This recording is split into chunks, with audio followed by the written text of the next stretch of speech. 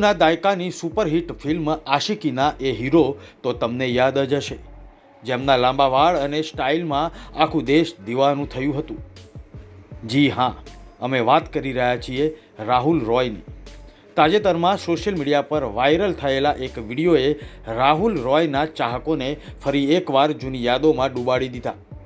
મુંબઈના વર્સોવા વિસ્તારમાં રાહુલ રોય કોઈ પણ જાતના સ્ટારડમ વિના હાથમાં ટ્રોલી બેગ અને ખભા પર બેકપેક લગાવીને સામાન્ય માણસની જેમ ચાલતા જોવા મળ્યા. ક્રીમ કલરની ટી શર્ટ અને ચશ્મામાં સજ્જ રાહુલનો લુક એટલો બદલાઈ ગયો છે કે માત્ર 30 લાખના બજેટમાં બનેલી ફિલ્મ આશિકીથી રાતોરાત સુપરસ્ટાર બનેલા રાહુલ રોયને બિગ બોસની પહેલી સિઝન જીતીને પણ ઇતિહાસ રચ્યો હતો. જોકે શરૂઆતની સફળતા બાદ તેમનું કેરિયર અનેક ઉતાર ચઢાવમાંથી પસાર થયું. બોલિવૂડમાં આશિકી માત્ર એક ફિલ્મ નથી પણ એક આખો યુગ છે.